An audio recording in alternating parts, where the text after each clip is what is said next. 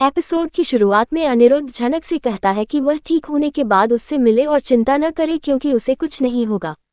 झनक कहती है कि वह मौत से नहीं डरती, इसलिए अनिरुद्ध उसे मौत शब्द बोलने से रोकता है।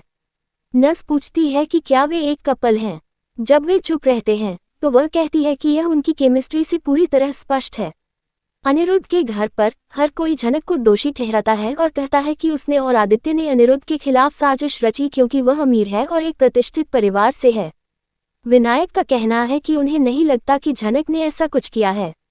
अर्शी नाराज हो जाती है और कहती है कि जब वे अपनी चर्चा पूरी कर ले तो उन्हें उसे जरूर कॉल करना चाहिए। डॉक्टर का कहना है कि झनक की हालत गंभीर है। उन्होंने मरीज को खून दिया है लेकिन उसका शरीर खून को स्वीकार नहीं कर रहा है। अनिरुद्ध उससे पूछता है कि क्या उन्हें उसके लिए खून की व्यवस्था करने की जरूरत है। वह कहती है कि वे अपनी तरफ से पूरी कोशिश कर रहे हैं लेकिन यह उनके हाथ में नहीं है। अगर झनक का शरीर खून को स्वीकार करता है तो उन्हें पता चल जाएगा कि वह खतरे से बाहर है और हालात बेहतर हो रहे हैं। वह उनसे भगवान से प्रार्थना करने के लिए कहती है। ये सुनकर अनिरुद्ध डॉक्टर पर चिल्लाता है। आदित्य अनिरुद्ध से लड़ता है और कहता है कि वह इसके लिए जिम्मेदार है। अनिरुद्ध डॉक्टर के साथ बुरा व्यवहार करता है, इसलिए उसे शांत रहने के लिए कहा जाता है।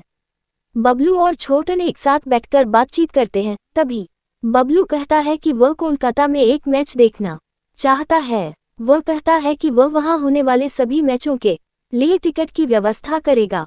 बबलू कहता है कि अप्पू अगले दिन यहां आएगी, इसलिए उसके लिए सारी तैयारियां हो चुकी है या नहीं। छोटन कहता है कि सारी तैयारियां हो चुकी है और उसे बिल्कुल भी चिंता करने की जरूरत नहीं है। छोटन बबलू को एक सरप्राइज गिफ्ट दिखाता है जो उन्होंने अप्पू के लिए खरीदा है, जिसे देखकर वो बहुत खुश हो जाता है। बबलू और छोटन चर्चा करते हैं कि झनक कितनी बदकिस्मत है और उसे बहुत कुछ सहना पड़ रहा है।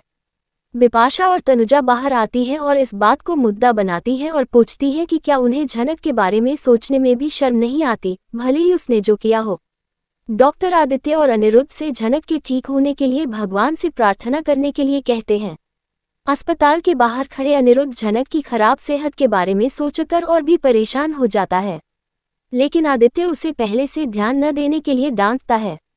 अर्शी अपनी मां के घर में वर्तमान स्थिति के बारे में चर्चा करने के लिए आती है। अर्शी अपने पिता को बताती है कि वह अब अपने पति पर विश्वास नहीं करती है।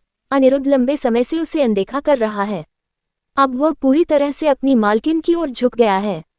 सृष्टि भी उनकी चर्चा के बीच में आती है और अनिरुद्ध से उसकी बात न मानकर उससे शादी करने के लिए अर्शी को डांटती है। सृष्टि को यह भी संदेह है कि क्या झनक उसे पैसे या संपत्ति के लिए ब्लैकमेल कर रही है। इधर तनुजा और विपाशा बबलू और छोटों से झगड़ने लगती हैं। वे आरोप लगाते हैं कि वे अपनी बेटी की शादी में बहुत खर्च कर रहे हैं, लेकिन वे अन्य चीजों पर पैसा खर्च नहीं कर रहे हैं।